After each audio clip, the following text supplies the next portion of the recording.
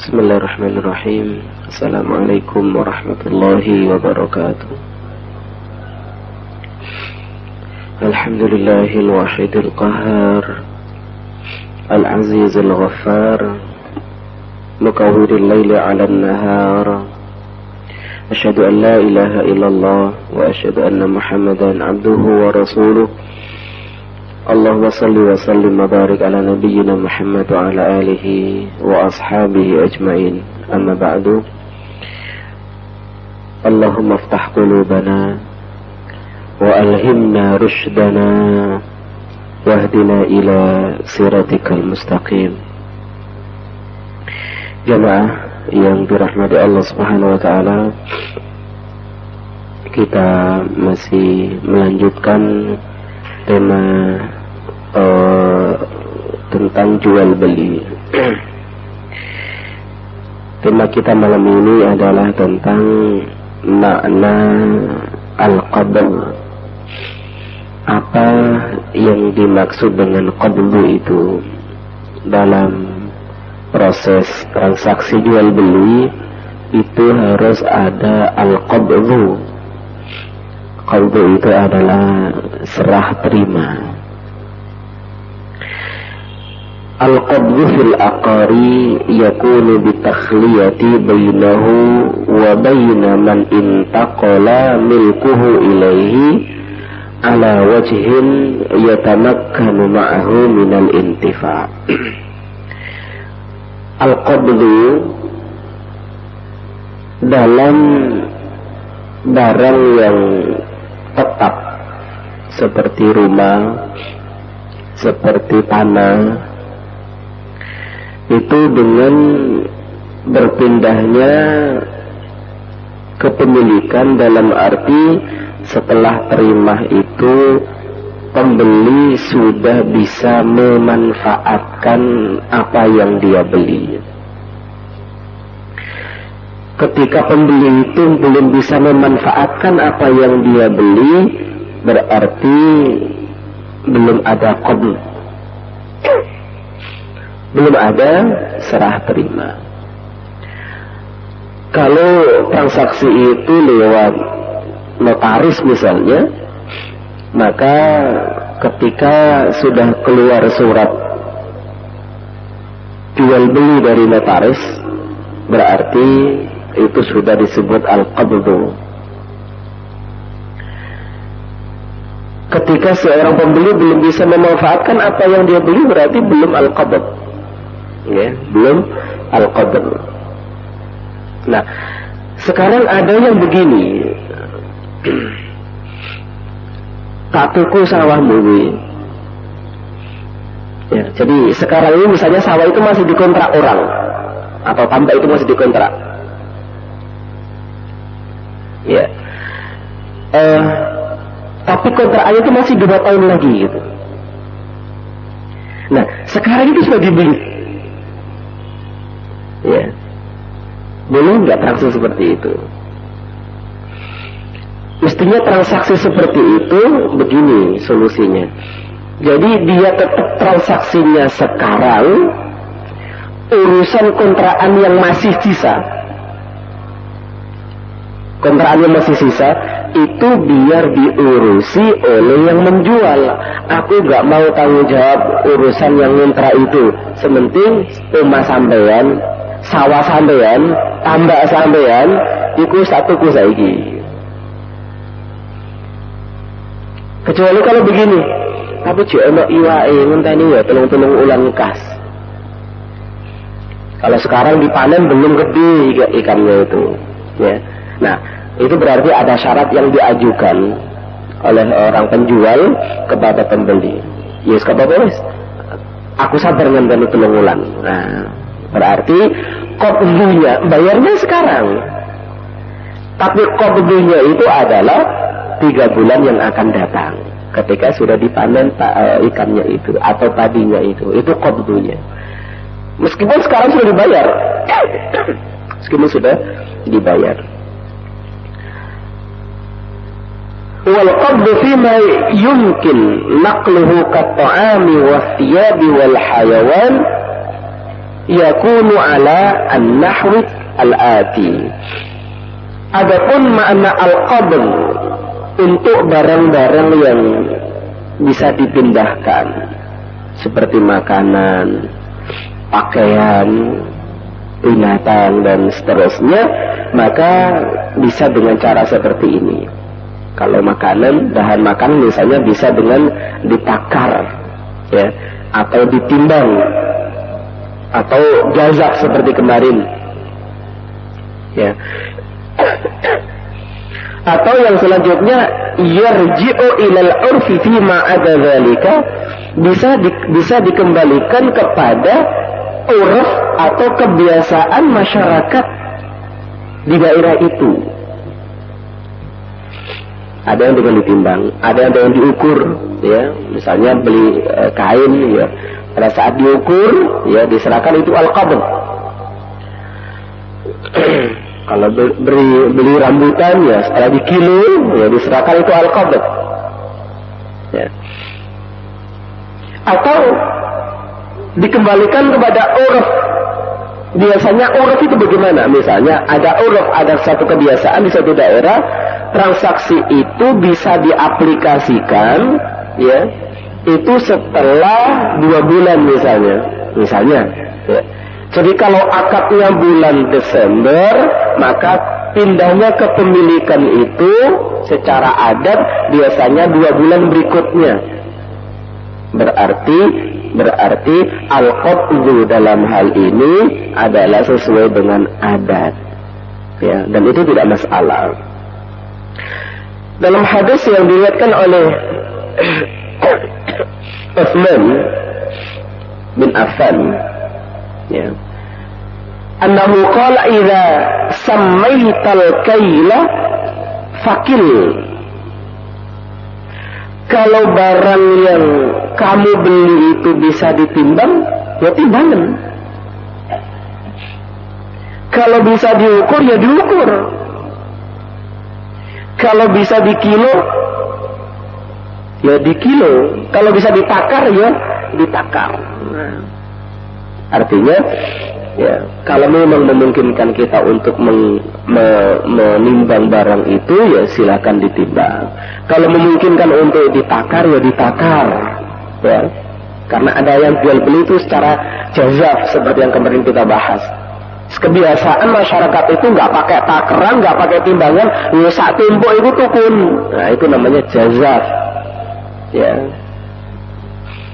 فهذا دليل على وجوب الاكتيال عند اشتراط التقدير بالكيل. Dalil itu atau hadis itu sebagai dalil tentang keharusan kita itu menakar barang yang bisa ditakar, dan pada umumnya barang itu ditakar atau ditimbang kalau memungkinkan untuk ditimbang.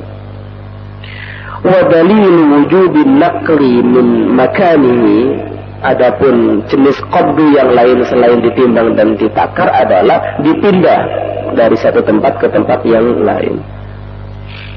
Dalil yang menyatakan bahwasanya salah satu bentuk qabdu itu adalah dipindah adalah hadisnya Imam Bukhari dan Muslim diriwayatkan oleh Ibnu Umar radhiyallahu anhu annahu qala kunna nashtari ta'ama birrukbani jazafan. Kata Ibnu Umar, kami dulu biasa membeli bahan makanan, ya, dari tengkulak itu, masih di atas unta itu kita tebas, kita beli gitu, secara jazaf. Terus pokoknya senang dhuwur unta mulku piro, tak tuku kabeh. Kekuatan unta itu kan juga berbeda. Ada yang kuatnya banyak, ada yang kuatnya sedang, ada yang kuatnya sedikit. Seperti truk kita itu ada yang truk yang kuatnya banyak, ada yang sedikit. Pada saat itu kata Utsman, kami biasa membeli barang yang ada di unta itu secara jazaf. Fanahana Rasulullah sallallahu alaihi wasallam, kemudian Rasulullah sallallahu alaihi wasallam melarang kita. Melarang bukan melarang membelinya, melarang menjual barang yang ada di unta itu, ya, dijual kembali hatta nanqulahu min makanihi, sampai barang itu kita turunkan dulu, kemudian kita naikkan ke unta kita atau ke unta orang lain. Kenapa kok Nabi melarang menjual barang yang masih barang itu kita beli di atas unta itu atau di atas truk itu, ya. Kemudian kata Nabi jangan dijual barang yang ada di unta itu sebelum kamu turunkan atau kamu pindah barangnya ke unta yang lain.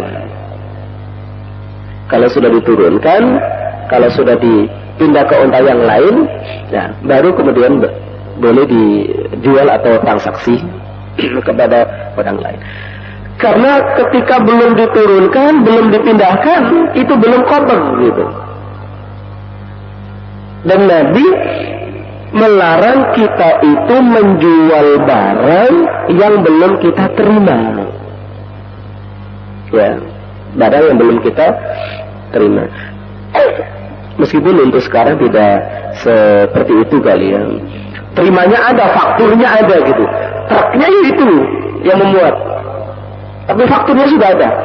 Ini beras sekian ton misalnya, fakturnya ada, kwitansinya ada. Nah, truk itu juga yang mengantarkan ke toko yang lain. Tapi kan sudah ada fakturnya, ya.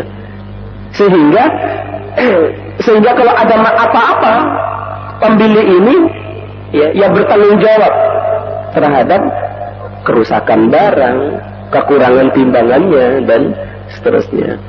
Pembeli yang berikutnya, kalau seandainya komplain, tidak komplain ke penjual pertama, tapi kepada penjual kedua. Ya. Penjual kedua ini kan juga pembeli dari yang pertama. Pembeli yang ketiga ini kalau seandainya komplain, komplainnya ke pembelian kedua itu, ya, bukan ya, kepada penjual yang pertama. Walaysa hadza khasun bit-ta'am. Larangan itu bukan hanya pada makanan. Hadisnya yang diriwayatkan oleh Ibnu Umar ini berkaitan dengan bahan makanan, apakah gandum, apakah kurma pada saat itu. Tapi walaysa hadza khasun bit-ta'am. Larangan itu sesungguhnya bukan hanya untuk makanan. Tapi apa saja termasuk kapas. Ya. Idza bi'at jazafan li'annahu la farqa bainahuma. Jadi ketika dibeli secara jazaf, ya diturunkan dulu atau dipindah ke mobil yang lain. Amma ma ada hadza lam yarid fihi nassun fayarji'u fihi ila urfin nas. Selain itu tidak ada riwayat yang menjelaskan tentang hal tersebut. Karena itu maka dikembalikan kepada urfin nas, dikembalikan kepada adat kebiasaan masyarakat itu bagaimana dalam berqabdu itu. Serah terimanya kayak apa biasanya gitu. Kalau serah terimanya harus dengan salaman ya dengan salaman. Kalau serah terimanya harus ada kwitansi ya harus dengan kwitansi. Kalau serah terimanya harus ada berita acara penerimaan ya dengan berita acara penerimaan, ya dikembalikan kepada uruf setempat. Apa sih hikmahnya, kenapa kok harus ada qabdu itu? Salah satu hikmah atau di antara hikmah kenapa dalam jual beli itu harus ada istilah al-qabdu, ya, dan dilarang menjual barang yang kita beli sebelum kita terima. Hikmahnya adalah innal bai'a idza ba'aha. Seorang penjual,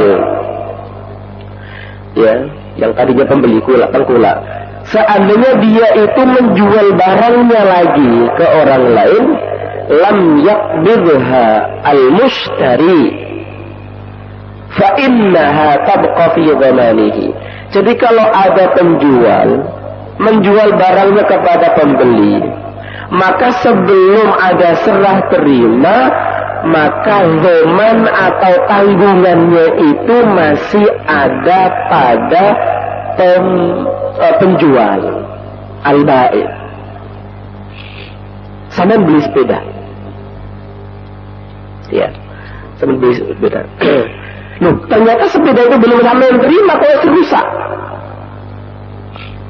Kerusakan itu masih ada pada tanggung jawabnya, adalah tanggung jawab penjual.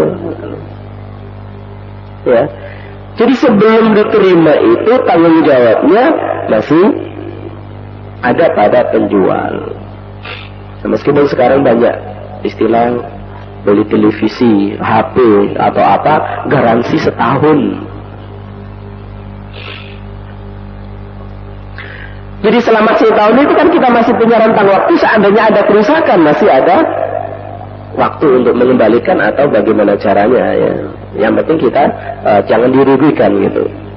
Nah, setelah selesai masa garansi itu berarti penjual pada saat itu sudah tidak bertanggung jawab seandainya ada kerusakan. Tapi ketika kita membeli barang yang tidak ada garansinya, ya, sebelum kita sebelum diterima oleh pembeli kok sudah rusak, sesungguhnya itu adalah tanggung jawab penjual. Tapi kalau sudah diserahkan kemudian kok rusak, rusaknya tidak pada penjual, ya berarti tanggung jawab sendiri, kan gitu. Ya, misalnya kalian beli lampu lampu ini, ya tidak ada garansinya, pokoknya sampai tuku. Ketika dicoba, loh Pak sampai belum ya, makan dan nyala ya, nyala. Sudah, setelah nyala sampai oke, ternyata sampai pasang di rumah kok mati. Itu jawab siapa? Ya? Tanggung jawab yang beli. Loh tadi sudah dicoba kok dan nyala, sampai juga melihat, mengiyakan kalau nyala. Loh dipasang na omah ini kok ya gak nyala. Padahal yang tempatnya itu juga baru misalnya. Ya, berarti rusak. Rusaknya lampu itu sudah menjadi tanggung jawab pembeli karena sudah diterima oleh pembeli. Kecuali kalau ada bulan misalnya garansi setahun, ya selama masih dalam tahun itu sampai berhak untuk mengembalikan. Sudah 7 bulan atau 10 bulan misalnya, kalau kok mati lagi urus setahun sampai baleno, itu hak sampean, ya hak garansi. فَإِذَا هَلَكَتْ كَانَتْ خِيَارَتُهَا عَلَيْهِ دُونَ الْمُشْتَرِي. Ketika barang yang dijual itu rusak dan belum diterima oleh pembeli, maka kerugiannya itu ditanggung oleh penjual dunal mushtari. Pembeli tidak diikut-ikutkan. Kenapa? Karena masih tanggungan penjual. Ada yang begini kasus kemarin di desa saya. Ada yang jual sapi untuk kurban. Transaksinya itu jauh hari sebelum waktunya kurban. Dibeli oleh orang Surabaya sini. Saya nggak tahu tempatnya mana. Ini di Gresik sana. Loh, sehari sebelum diambil, beli 2 orang Surabaya ini. Itu salah satunya meninggal, mati. Kok meninggal saja yang sapi ya? Sapi ini mati sih tuh. Nah, itu kobernya kapan kan gitu? Ya. Ketika kobernya menerimanya itu adalah pada tanggal 9 Dzulhijjah misalnya, atau sebelum Dzulhijjah kobernya, berarti itu belum kober. Kalau belum kober, berarti itu masih tanggungan penjual. Kalau tanggungan penjual, berarti pembeli kalau misalnya diminta lagi bayarannya atau harganya, ya itu memang hak dia. Kecuali kalau begini, ya, setengah bulan sebelum Lebaran transaksi, wis Pak, tak beli sapi sampean. Tapi tolong sampean rahati ya. Engko tak jupuk tak cukup ketika mau lebaran Idul Adha.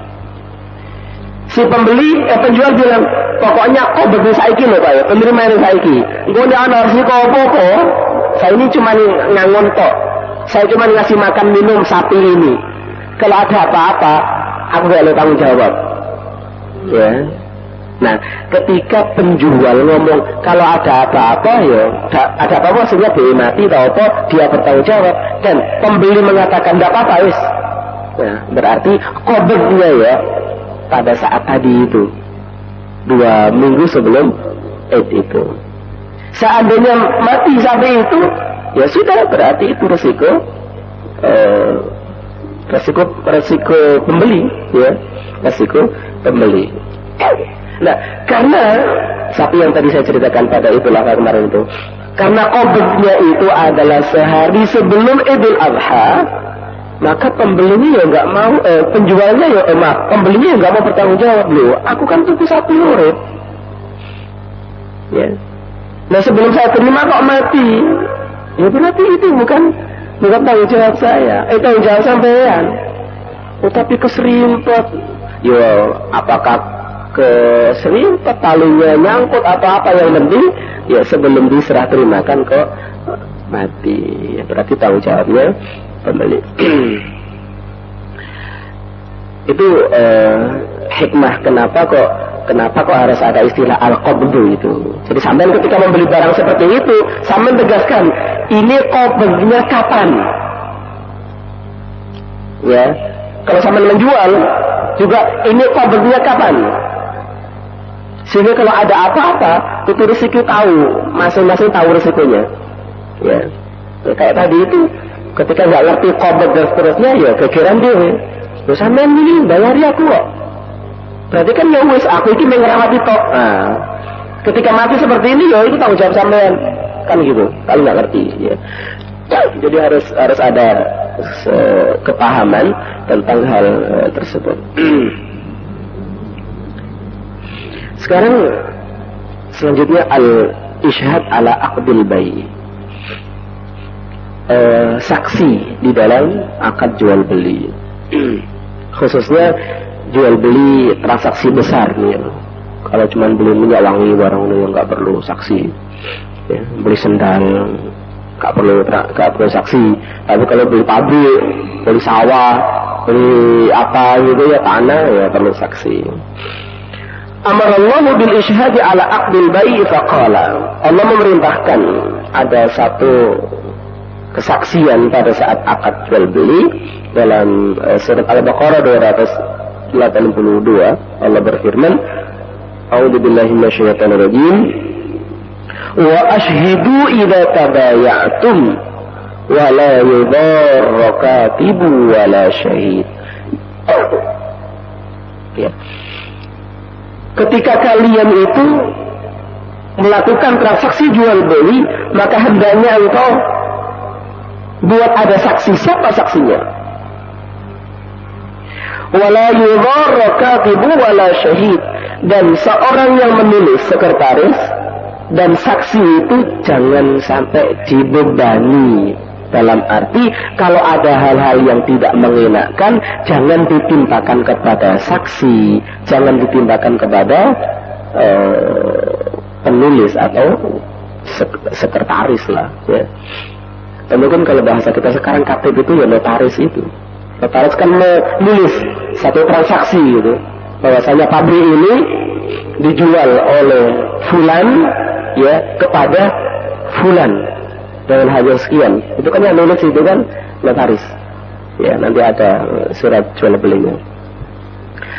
Qala al-Jassas fi kitabihi, oh ya, wal amru bil ishhadi lin nadbi wal ishad ila ma fihi al maslahah wal khair.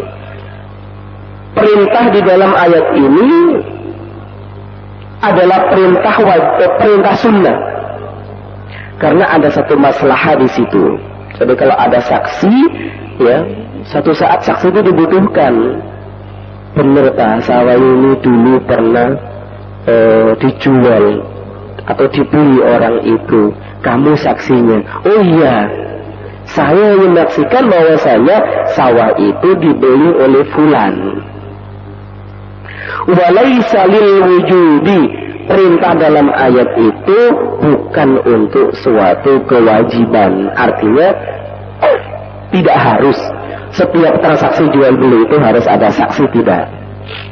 Tapi perintah di dalam wa asyhidu idza tabayatum wa la yudarra katibun wa la syahid, perintah itu adalah lin nadbi, ya, perintah sunnah. Qala al-Jassas fi kitabih Ahkamul Quran. Al-Jassas menulis dalam salah satu kitabnya Ahkamul Quran, wala khilafa baina fuqaha'il amsar ala anna al-amra bil kitabati wal ishhadi wal rahl al-madhkuru jami'u fi hadhihi al-ayah nadbun wa irsyad. Kata Imam Jassas, tidak ada satu khilaf di antara para ulama bahwasanya perintah untuk menulis, perintah untuk menyaksikan yang disebutkan di dalam ayat itu adalah lin nadbi wal irsyad, perintah yang bermakna sunnah, bermakna anjuran, ila ma lana fihil hamdu was salah, ya. Karena memang di situ ada satu manfaat, satu kemaslahatan, wal ihtiyatu lidini wad dunya, sebagai wujud kehati-hatian baik urusan agama atau urusan dunia. Wa anna syai'an minhu ghairu wajibun, dan ditegaskan lagi oleh Imam Jassas bahwasanya perintah wa asyhidu di situ adalah ghairu wajibin, bukan untuk kewajiban. Wa qad naqalat al-ummah khalafan an salafin uqudul mudayanat wal ushriyah wal baya'at fi amsarihim min ghairi ishhad. Dan para ulama fuqaha kita dahulu menyaksikan banyak transaksi yang tidak ada saksinya. Ma'a ilmi fuqahaihim bidzalika min ghairi nakir minhum alaihim, dan tidak ada satupun di antara mereka itu yang mengingkari transaksi itu. Itu menunjukkan bahwasanya perintah dalam Al-Quran tadi itu bukan menunjukkan satu kewajiban, tapi sunnah atau anjuran. Oke. Jadi kalau memang ada saksinya itu lebih baik, ya. Sehingga kalau ada clash, kalau ada apa-apa, itu saksi itu berbicara. Saya dulu yang bersaksi bahwasanya fulan itu membeli tambaknya fulan, fulan itu membeli sawahnya fulan, fulan itu membeli rumahnya fulan, ya. Sehingga kalau ada apa-apa bisa diluruskan. Cerita nih saya, Pak. Ya. Oke, kalau ada yang ditanyakan, kita mau bab baru al-bayu ala bay, tapi cukup panjang, nggak cukup waktunya. Kalau ada yang ditanyakan silakan. Ada?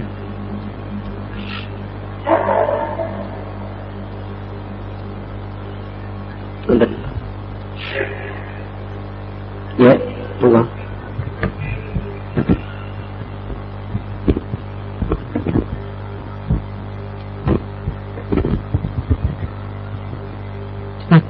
Mengenai transaksi ya, misalnya jual beli, misalnya kontrak ada MOU-nya gitu. Kontrak apa itu? Yang namanya di Toko? bukan, semacam minyak solar gitu ya. Kapal itu satu. Biasanya kan ada MOU-nya. Nah, di situ itu kadang kalau sama orang asing itu biasanya kalau terlambat karena hal ini dengan cuaca, karena alam, dia langsung kasih penalti di murid, kena cas. Kena cas? Ya, kena cas. Apa itu? Kedua, apa itu syarat-syarat seorang yang jual beli itu sesuai adat Islam itu dengan Muslim? Baik. Jadi ada satu hadis Rasulullah SAW yang dijadikan oleh ulama sebagai kaidah fiqhiyah. Hadis itu berbunyi al-muslimu ala syurutihim, ya. Jadi transaksi yang dilakukan oleh orang Islam itu tergantung syaratnya. Artinya diperbolehkan kita itu ketika transaksi itu ada syarat-syarat yang diajukan. Ketika syarat itu terpenuhi, ya, ketika tidak ada syarat yang tidak terpenuhi, kan biasanya ada konsekuensinya. Ya, seperti sampean akad yang sampean saksikan akad nikah itu kan biasanya ada sighatu taklid setelah akad nikah itu ya. Kalau saya meninggalkan istri selama sekian bulan, ya tidak apa-apa, maka kan itu, ya, itu namanya syarat itu, ya, yang biasa disebut syarat taklid. Ketika suami mengiyakan syarat itu, ya berarti dia menyetujui kan itu. Kalau dia itu menyetujui, berarti kalau memang terjadi ya konsekuensi gitu. Nah, biasanya dalam satu tender atau akad jual beli itu biasanya ada syarat begini. Saya minta dikirim 1 kapal minyak. Ya, saya tunggu di Surabaya tanggal 1 Januari misalnya. Kalau lebih dari itu nanti ada konsekuensi misalnya. Konsekuensinya harus jelas. Apa konsekuensinya? Ya, nggak boleh hanya sekedar global. Kalau datang, ya, tidak pada tanggal itu, misalnya mundur sehari atau 2 hari atau berapa hari, maka ada konsekuensinya. Konsekuensinya itu harus diperjelas. Apa konsekuensinya? Kalau hanya sekedar ada konsekuensinya, ya, itu sesuatu yang masih gak jelas apa itu. Itu nanti ada kemungkinan, ya, nyekik dan seterusnya gitu. Ketika tahu konsekuensinya, kalau tanggal 2 baru datang, potong sekian persen. Kalau tanggal 3 baru datang, potong sekian persen. Harus jelas konsekuensinya. Seorang penjual tahu konsekuensinya kalau datang terlambat. Ya. Nah, ketika syarat itu disetujui oleh pihak penjual atau pembeli, ya berarti berlaku. Datang kok terlambat. Janjikan tanggal 1, kok tanggal 2 baru merapat misalnya. Nah, berarti syarat yang tadi itu berlaku. Ya. Tapi ketika belum ada pembicaraan sama sekali, pembicaraan tidak ada, tradisi di daerah itu pun tidak ada. Biasanya ya nggak ada apa-apa, masih terlambat ya maklum, misalnya ngirim barang ke Pulau Buru misalnya, ya, orang Pulau Buru biasa terlambat sehari bahkan seminggu itu biasa misalnya, dan keterlambatan itu tidak mempengaruhi apa-apa gitu misalnya, ya. Terus kok tiba-tiba kok ada keterlambatan, kena cas, nah itu yang tidak boleh. Kenapa? Karena masyarakat pada saat masyarakat di situ itu belum terbiasa gitu dengan cas-casan itu. Kemudian tidak ada dalam klausul perjanjian kalau terlambat nanti ada kena cas seperti ini, ya. Masyarakat Pulau Buru gak kenal itu misalnya, ya berarti nggak boleh, ya. Tapi ketika keterlambatan itu masuk dalam klausul perjanjian, atau seandainya tidak ada masuk dalam klausul perjanjian, tapi masyarakat Surabaya biasa gitu, tahu, ya, semua orang-orang perminyakan itu tahu konsekuensinya kalau terlambat itu seperti itu, meskipun tidak masuk dalam klausul perjanjian, ya otomatis itu dikena cas, ya nggak apa-apa, ya. Yang apa-apa itu ketika masyarakat nggak terbiasa, nggak tahu adat istiadat itu, klausul pun tidak ada, kok tiba-tiba ada cas, nah itu yang tidak benar, ya, nggak boleh ada cas seperti itu. Oke. Ada yang lain? Ya, betul Ustaz. Jual beli transaksi tapi penawarannya itu nggak punya adab Ustaz. Penawarannya? Nggak ada adab. Istilahnya itu menawarnya itu di bawah sekali. Di bawah harga pokok, tapi dia ngeyel gitu Ustaz. Ngeyel. Terus akhirnya apakah dalam posisi gitu kita bisa apa istilahnya kayak transaksi langsung memberikan bahwa itu harga pokoknya aja terserah, tapi dia nggak kepercaya gitu Ustaz. Bisa nggak Ustaz kalau di jadi misalnya barang ini biasanya harganya 500.000 ya, misalnya harga kulaan pun rata-rata seperti itu. Misalnya kulaannya 450 lah, dia untung 50.000 misalnya. Terus ada orang yang mau beli nawar 100 misalnya. Nah, sampean sebagai penjual sampean kena apa gak? Dia nggak percaya. Iki kok sampean kayak tegomen, sampean itu baru keluar dari hutan kapan? Gak ada barang-barangmu enggak? Ya, iki sudah kabeh barang ini. Barangkali dia itu ya nggak tahu pasar gitu loh. Ya, duit 1 rupiah itu dianggap gede, padahal 1 rupiah saya kira gak ada apa-apa nih. Dia aku tuh kalau lagi orang zaman kapan sampean? Ya, saya kira gak ada duit orang untuk komen. Ya, misalnya ada orang seperti itu, nawarnya itu sangat rendah sekali. Barang itu di pasaran harga 500.000. Ya, dia nawar 100. Ya sampean sebagai penjual lo gak usah ngotot-ngotot. Ya nek gelem ya tukun. Nek gak gelem ya gak. Coba sampean muter sak pasar iki. Dia orang lemah. Ini oh gitu. Wis sampean tuku wae iki aku kulaane 450 sama lak butuh to wis aku gak juga badi wis. Ya terserah sampean.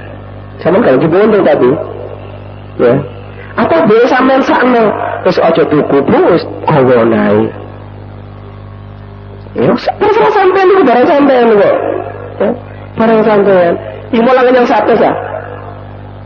Itu bangun 100 sampean gawe aku cari ganjaran. Ya, terserah sampean. Tapi bener dikek lo ya, gak ngeledek lo ya. Jadi bener-bener dikek lo gitu loh. Tapi kalau bilang begini, Bu, maaf, iki aku kulaan iki 450. Umumnya nek pasar iku 500.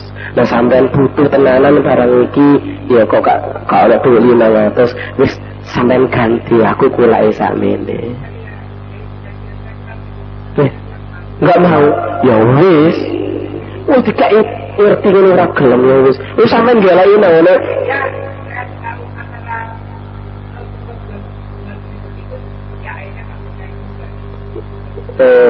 sampai berusaha seperti Nabi menjelaskan aku kulai sakmene ya iki ana aibe tagak tapi malah gak percaya lho lak repot kan wis dikek jujur ya tambah gak percaya iku piye ya nek sampean gak percaya Pak Bu sampean keliling pasar iki Pak nek ana barang regane 100 koyo ngene iki ya tak tuku ya ngene ya jadi tetap kita berusaha apa ya jujur di dalam jual belinya. Dan menghadapi konsumen seperti itu memang kita harus sabar. Ya sabar. Nek gelem ya sampean tuku nek kaya ndak apa-apa gitu aja. Enggak usah marah-marah, ya. Enggak usah marah-marah, tambah cara tinggi boleh ada marah-marah ya. Cukup nih. Sudah waktu Isya kita akhiri dengan doa kafaratul majlis. Subhanakallahumma wa bihamdika asyhadu an la ilaha illa anta astaghfiruka wa atubu ilaik. Assalamualaikum warahmatullahi wabarakatuh.